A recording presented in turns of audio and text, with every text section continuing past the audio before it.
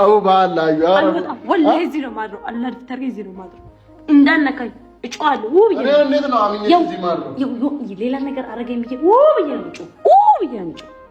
يا مرشلا والله هو بيجي نجوا هو بيجي نجوا أي أيو أجي كيا ديوان جنو تقول هنيك أمنو dhugaa akka viidiyoo kanaatti kan nagu balchiise tokkollee hin jiru jechuudha. Nama dhibdii hayyoon dhuguma dubbachuudhaaf jechuudha. Dhuguma dubbachuudhaaf u'uu jedhee sitti iyyattee mucaadhaan naan akka daa'imaatti wal fuudhee raawwatee jira. Kana garuu meeqalloodha sin ulfaattu. Kana kanatti quxuxxettee teessu faamilaa laamma ishiin geessu daa'ima xiqqishuu wayii fakkaatti. Qoyama mucaa kana daa'iminnatii takkana ishee godhamoo dhuguma bakka fiqiruma jedhasaa takkana ishee godhamoo maalidha garuu naagaluu hin dandeenye bar naagal fishfish amma maal akka isheen jettu nageettaniirtu viidiyoo isii dhaggeeffattanii as buluun hin danda'amu gaaf inni jedhuuni aannan bulaa ganama keetan qursiisii hojjadhee buna sii daffisee faa fishfish si godhe فابش بيبين ويني أيو قدوما قبضة رقا قدوما قبضة جتابت مجانا ما تترقا والله يقولون إن دندا مدان إنهين والله نمبلا يد ويني قديدو ما رقا ربچو رفي الناس الأمات الرتمو مال جتين بريدا فيديو أنكر أماتي ورقي فتن جتشورا Xiqqoo viidiyoon isaanii dheerata waan ta'eef namni tigistii godhatee taa'ee dhaggeeffatu garuu dhumarratti jechuudha kan isheen irra caalaa itti taphatte dhumarratti jechuudha. Kaameraa maaniidhaan hanga kilaasii keessa seentee kilaasii keessatti walitti cufatte waraabi bakkee kana faa waraabi birrii koosii kaffala biteetti uummanni naaf argu. Ummanni maalii kan keessiif argama waan gaarii kan goote ummanni siif arga boleettiku ummanni kan siif argu osoo waan gaarii hojjattee osoo waan gaarii goote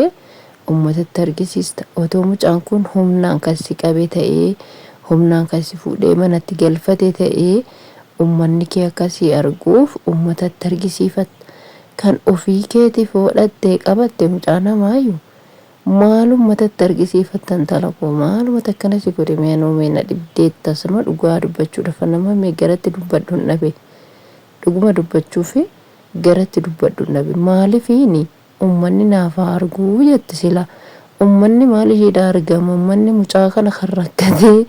giddii dhanamurraa gadi ishee argisaa jiru argaa jira malee miidhama ishee argaa jiru ummanni ishee miidhamaa jirtu sila gurbicha miidhaa jirti daffaraa jirti gurbaa lama wayne ayyu maal jedheen immoo iddoo tokkotti haadha manaan dhabe immoo jaartii dhabame immoo waan ta'e jedheen jennaani anu jira miti jette ani maraattuu akka keetiin barbaadu kanarra maal barbaaddi meeqa ani maraattuu akka keetiin barbaadu silaayyuu maaluma barbaaddu waan isheen barbaaddu na dhibee bar dhugaa rabbi namni ofumaaf salphina irratti of kuffisa salphina irratti garuu wanti kun dhugaa ta'uu dhiisuu danda'a diraamaadhaaf akka diraamaatti hojjechuu dandeessi yookiin immoo wanti akkanaa jira kan jedhamu tokko waan akkasiitiif hojjete ta'uu danda'a malee dhugumaan dhugaatti hayyuun mucaa kana jaallattee raawwattee miidhama sii kaleessaa sana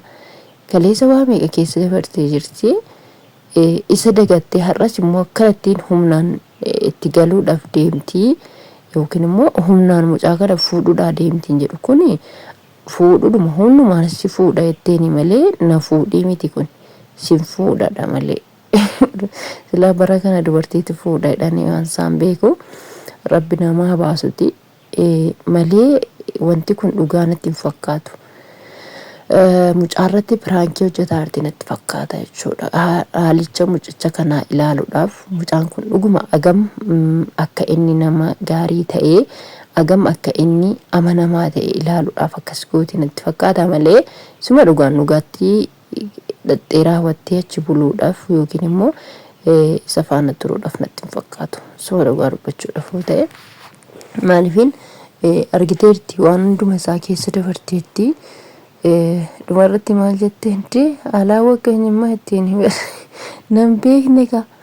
ani bargina meeqa dhugee nana rarraame mo'a ishii mattisayyuu mo'a ishii zarzarri ishii isa jaassan si zarra habibtii maarree mo'a baay'ee qabda warra bahaaratti iyyuuf gatteettaa wanta tin godhin maaltu jira wanta tin godhin maaltu jira sheeka bira deemtee iyyiteertaa jinni sirraa baateetti jedhaniiru